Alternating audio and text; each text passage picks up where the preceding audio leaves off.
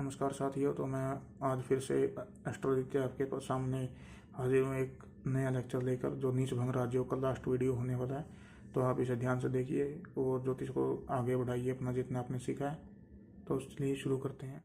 तो आज हम शुरू करने वाले हैं अपना नीच भंग राज्यों का लास्ट लेक्चर। इसके बाद हम आगे पंचमहापुरुष राजयोग स्टार्ट करेंगे।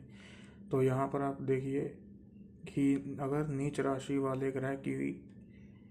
ग्रह को उस राशि का स्वामी देख ले तो नीच भंग हो जाता है। अगर अब हम यहाँ पर देखते हैं, अब यहाँ पर मैंने ग्रह की उच्च और नीच राशियाँ लिख दी हैं। आप कहोगे कि खराब लिखी हैं क्योंकि मेरी राइटिंग थोड़ी हिंदी में ख़राब है, तो मैं समझा देता हूँ। सूर्य होता है मेष में उच्च का, तुला में नीच का 10 डिग्री तक। चंद्रमा होता है वृषभ में उच्च का और वृश्चिक में नीच का 3 डिग्री तक। गुरु होते हैं कर्क में उच्च के, मकर में नीच के 5 डिग्री तक। शुक्र होते हैं मीन में उच्च, कन्या में नीच 27 डिग्री तक। शनि होते हैं तुला में उच्च, मेष में नीच 20 डिग्री तक। ठीक है। उसके बाद होते हैं मंगल, मकर में उच्च के होते हैं, नीच होते हैं ये कर्क में 28 डिग्री तक। और बुध होते हैं कन्या में उच्च के, मीन में नीच होते हैं 15 डिग्री तक। ठीक है। तो अभी हम जैसे यहाँ पर देख रहे हैं, यहाँ पर बैठे हैं जैसे कि शनिदेव यहाँ पर नीच के होके बैठे हैं। मैं सॉरी शुक्रदेव लिख दिया था, तो यहाँ पर शनि जैसे नीच के होके बैठे हैं। इस राशि के स्वामी है मंगलदेव। अगर मंगलदेव यहाँ पर बैठ जाए, ठीक है, यहाँ पर मंगलदेव को पाप प्रभाव लग जाएगा। अगर मंगलदेव यहाँ बैठ जाए, ठीक है, तो यहाँ से शनि को देखकर इसका नीच भंग कर देंगे।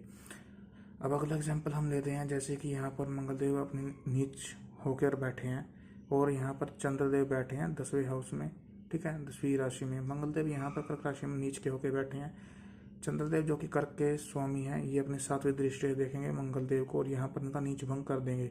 नीच भंग का मतलब ये होता है डायरेक्टली, जैसे मंगलदेव इस घर को नुकसान पहुँचाना चाहते थे।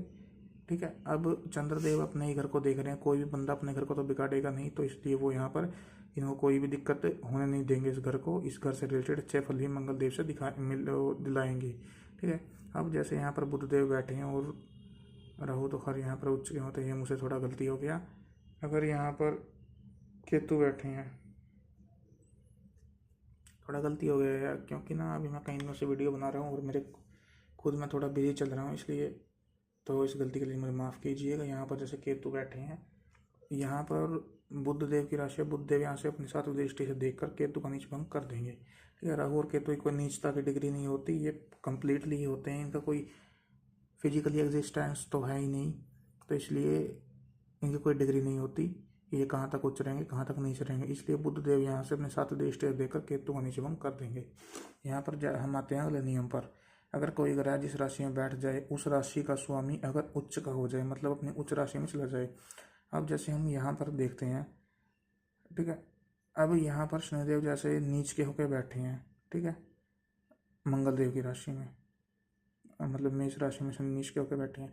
अब अगर मंगलदेव यहाँ पर मकर राशि में आ जाए, ठीक है, तो इसका नीच भंग हो जाएगा, शनिदेव का नीच भंग हो जाएगा। अगर मंगल अपनी उच्च राशि में चले गए, यहाँ पर शनि जैसे कि यहाँ पर नीच होकर बैठे हैं, तो इसी राशि का स्वामी अगर अपनी उच्च राशि में चला जाए तो नीच भंग हो जाएगा।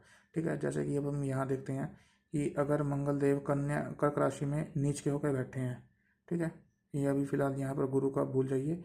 मंगलदेव अगर कर्क राशि में नीच के होकर बैठे हैं, अगर चंद्रदेव यहाँ पर अपनी उच्च राशि में चले जाएं, कोई भी डिग्री हो कोई दिक्कत नहीं है, डिग्री डिपेंड नहीं करेगी यहाँ पर नीच भंग करने में। मतलब 3 डिग्री से अगर चंद्रमा अपनी डिग्री मतलब उच्चता की डिग्री से थोड़ा ऊपर जाएंगे तो थोड़ा इफेक्ट कम कर देंगे, पर नीच भंग तो होगा ही। अगर यहाँ पर मंगल नीच राशि में बैठे हैं और इसी घर का स्वामी, इस राशि का स्वामी, मतलब जिस मंगलदेव जिस राशि में नीच के हैं, उस नीच वाली राशि का स्वामी अगर उच्च का हो जाए, जैसे चंद्रदेव यहाँ पर वृषभ राशि में उच्च के हो रहे हैं, तो मंगल का नीच भंग हो जाएगा। ठीक है। अब यही बात यहाँ पर डिपेंड करती है, जैसे यहाँ पर होते हैं गुरु ग्रह नीच के, ठीक है। अब अगर यहाँ पर गुरु नीच के हैं, तो शनिदेव अगर यहाँ पर आकर बैठ गए तो यहाँ पर गुरु का नीच भंग हो जाए, क्योंकि जो ग्रह नीच राशि में है उसी राशि का स्वामी उच्च हो गया, इसलिए गुरु का नीच भंग हो गया। तो ये अपने घर को बिगड़ने तो देगा ही नहीं, उच्च होने के बाद यह योग कारक भी हो तब भी अपने घर को बिगड़ने नहीं देगा, इससे रिलेटेड अच्छे फल देगा, गुरु से भी अच्छे फल दिलवाएगा। अब आते हैं हम छोटी छोटी मगर मोटी बातों पे। ठीक है। नीच भंग राजयोग, नीच भंग करने वाले ग्रह की सबसे पहले हम देखते हैं पावर। 2 से 0 से 2 डिग्री और 28 से 30 डिग्री का ना हो। उसके बीच में कोई भी डिग्री हो, 2 से लेकर 27 डिग्री तक कोई भी उपग्रह, तो वो पावर में रहेगा। फिर उसका देखेंगे हम भाव या पाप प्रभाव। ये सॉरी इसलिए माफ़ करना क्योंकि ये मेरा ही पसीना है, पंखा बंद करके वीडियो बना रहा हूँ। ठीक है।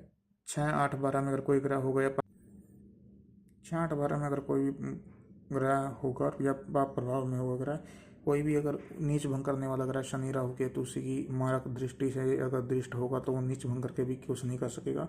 वो और भी अच्छे प्रभाव को नष्ट कर देगा, थोड़ा पाप प्रभाव को ही और भी बढ़ा देगा। तो इसके बाद आप यहाँ आराम से नोट कर लीजिए। देखिए मैंने थोड़ा रोक दिया इसको, आप पॉज करके नोट कर लीजिए।